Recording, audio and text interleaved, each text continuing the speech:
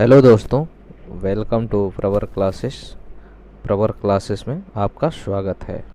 आज का हमारा टॉपिक है ब्रिटिश भारत के प्रमुख गवर्नर जनरल। तो हम देख लेते हैं इसमें कि ब्रिटिश भारत के कौन कौन से गवर्नर रहे, कौन से गवर्नर जनरल है, फिर वायसराय आए तो किस क्रम में आए और कौन कौन से थे उस क्रम में हम समझते हैं।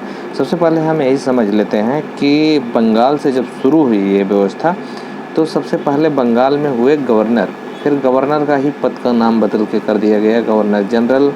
फिर उसके बाद भारत के लिए हुआ तो भारत में भी रहे गवर्नर जनरल। फिर उसके बाद वायसराय हुए, वायसराय होने के बाद फिर स्वतंत्र भारत जब हो गया 1947 के बाद तो उसमें पद रहा गवर्नर जनरल का। तो मोस्टली जो एग्ज़ाम में पूछे जाते हैं वो प्रथम और अंतिम पूछे जाते हैं। तो इस तरह से हम प्रथम और अंतिम को देख लेते हैं और उसके बाद कुछ क्वेश्चंस लगा लेंगे जिससे सारे डाउट हमारे क्लियर हो जाएंगे। तो देख लेते हैं। तो सबसे पहले हमें देखते हैं कि बंगाल में गवर्नर जो थे तो बंगाल का प्रथम गवर्नर कौन हुआ। तो बंगाल का जो प्रथम गवर्नर हुआ वो रॉबर्ट क्लाइव हुआ। रॉबर्ट क्लाइव ने ही बंगाल में द्वैध शासन व्यवस्था की शुरुआत करी थी। फिर उसके बाद अंतिम गवर्नर की बात करें तो अंतिम गवर्नर हुआ वारेन हेस्टिंग, जो द्वैध शासन को समाप्त कर दिया। शुरू किया था क्लाइव ने और उसको समाप्त कर दिया हेस्टिंग ने।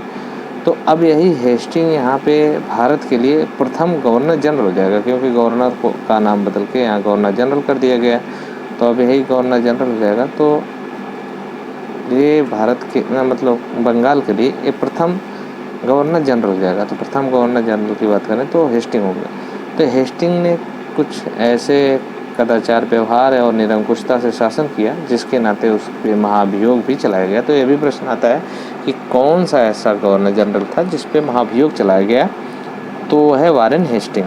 फिर इसके बाद जो अंतिम गवर्नर जनरल आया तो अंतिम गवर्नर जनरल बंगाल के लिए हो जाएगा विलियम बेंटिक। यही अंतिम गवर्नर जनरल जो था वो भारत का प्रथम गवर्नर जनरल हो जाएगा।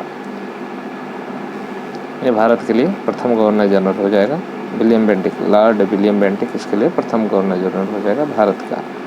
फिर भारत का अंतिम गवर्नर जनरल जो था कौन था, वो लॉर्ड कैनिंग था। फिर इसके बाद गवर्नर जनरल के पद का नाम को बदल के फिर वायसराय कर दिया जाता है। तो प्रथम वायसराय कहा जाए तो प्रथम वायसराय कैनिन होगा, प्रथम वायसराय होगा कैनिन।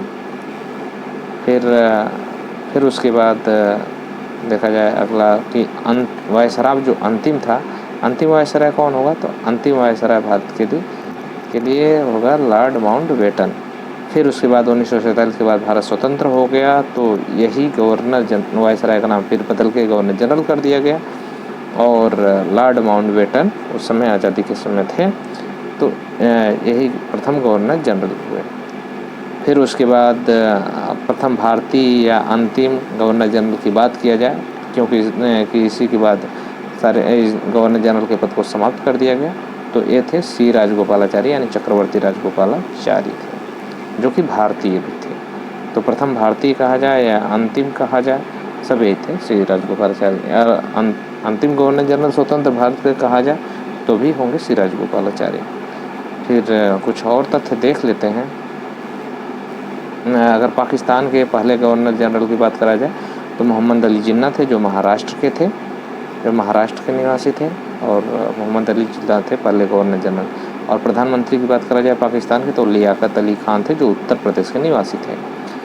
फिर अगर इन टॉपिक को अगर याद करने के लिए अगर हम किसी ट्रिक का इस्तेमाल करें तो हम एक ट्रिक भी याद कर सकते हैं कि रॉबर्ट है विलियम की मौसी, ऐसे याद कर सकते हैं, या KHBC से याद कर सकते हैं।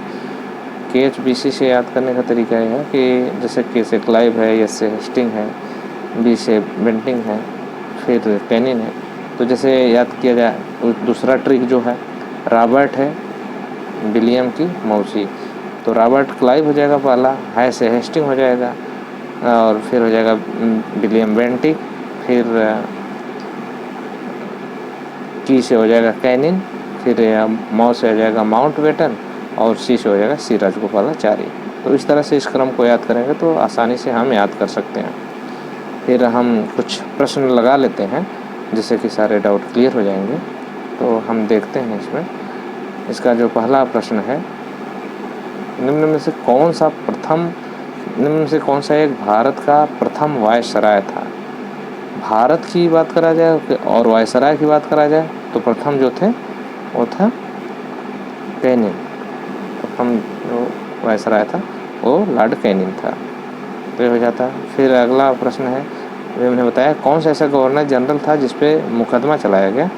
तो ये था हेस्टिंग। इस पर मुकदमा इसलिए चलाया गया था क्योंकि इसके निरंकुशता शासन करा था, इसलिए इस पे चलाया गया था मुकदमा। तो वारेन हेस्टिंग था। फिर अगला प्रश्न ये आता है कि निम्नलिखित में से कौन सा द्वैध प्रणाली को समाप्त किया था। तो द्वैध प्रणाली को समाप्त करने की बात करा जाए तो जैसा कि नोट्स में देखे होंगे कि जो शुरू करने की बात है, तो शुरू करने के लिए जो द्वैध प्रणाली को शुरू करने की बात है, तो शुरू करने के लिए रॉबर्ट क्लाइव ने शुरू किया था। रॉबर्ट क्लाइव ने शुरू किया था, लेकिन अगर ख़त्म करने की बात किया जाए तो हेस्टिंग ने इसको समाप्त किया था।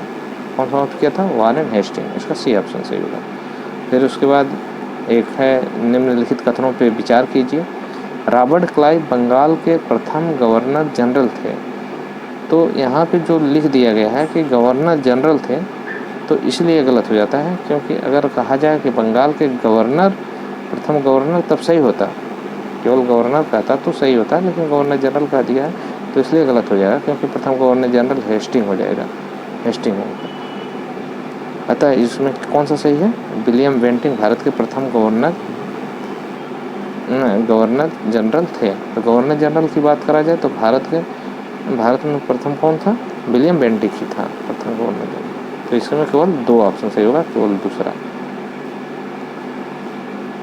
धन्यवाद।